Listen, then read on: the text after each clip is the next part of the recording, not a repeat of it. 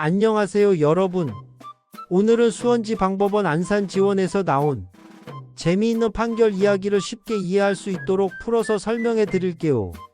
마치 가족 드라마 같은 복잡한 사연이 담긴 집 보증금 분쟁 사건입니다. 등장인물과 사건 배경. 이 사건의 주인공은 원고 A씨와 피고 B씨입니다. B씨는 A씨 배우자의 이모부라는 가족 관계였어요.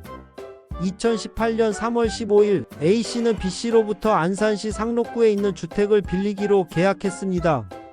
계약서에는 임대기간이 2018년 4월 2일부터 2020년 4월 2일까지 보증금은 8,500만원으로 적혀 있었어요. A씨는 실제로 2018년 4월 2일경 B씨에게 6,800만원을 지급하고 그 집에서 살기 시작했습니다. 그런데 2020년 5월경부터 A씨와 배우자 사이에 가정 불화가 시작되었고, 같은 해 7월경 A씨가 집을 비운 사이에 배우자가 무단으로 A씨의 짐을 처분하고 다른 곳으로 이사를 가버렸어요. 결국 A씨는 2020년 7월경 집을 B씨에게 돌려주게 되었습니다. 원고 A씨의 주장. A씨는 B씨에게 총 8천만원의 보증금을 돌려달라고 주장했어요. A씨의 이야기는 이랬습니다. 실제 보증금은 8천만원이었는데 대출을 많이 받기 위해서 계약서에만 8,500만원으로 적었다는 거예요.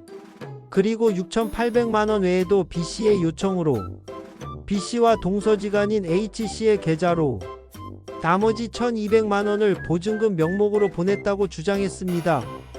구체적으로는 2018년 4월 3일에 700만원, 같은 해 12월에 500만원을 H씨 계좌로 보냈다고 했어요. 피고 B씨의 반박. B씨는 완전히 다른 주장을 했어요.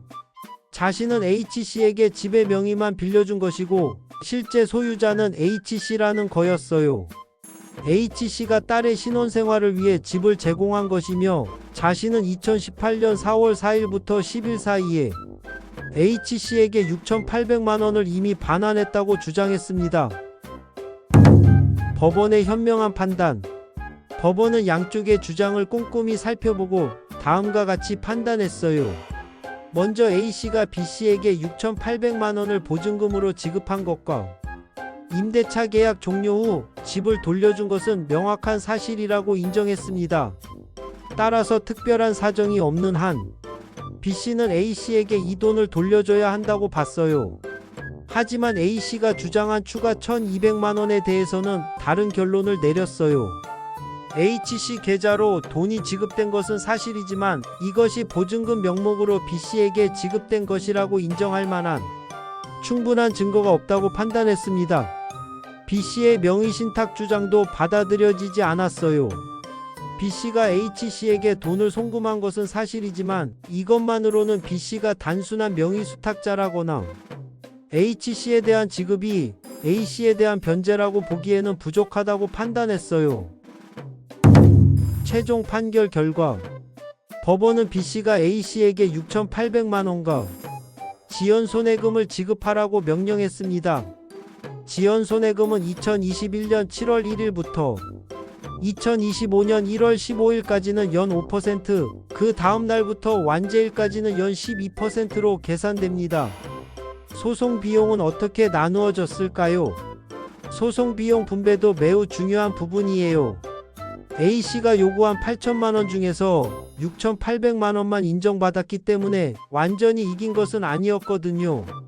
승소 비율을 계산해보면 6,800만원을 8천만원으로 나누면 0.85, 즉 85%가 됩니다. 따라서 법원은 소송 비용을 다음과 같이 분배했어요.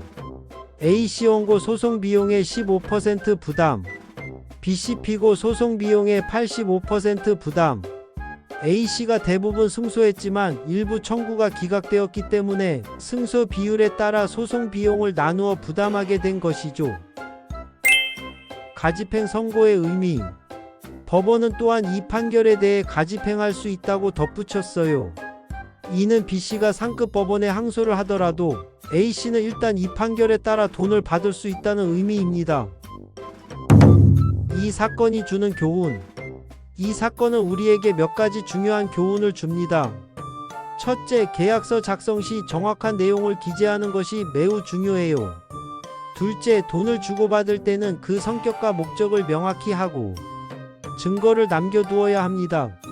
셋째, 가족 관계라 하더라도 법적 관계는 명확히 해야 한다는 점이에요. 특히 임대차 계약에서는 실제 지급한 보증금과 그 성격을 명확히 증명하는 것이 얼마나 중요한지 잘 보여주는 사례라고 할 수 있어요.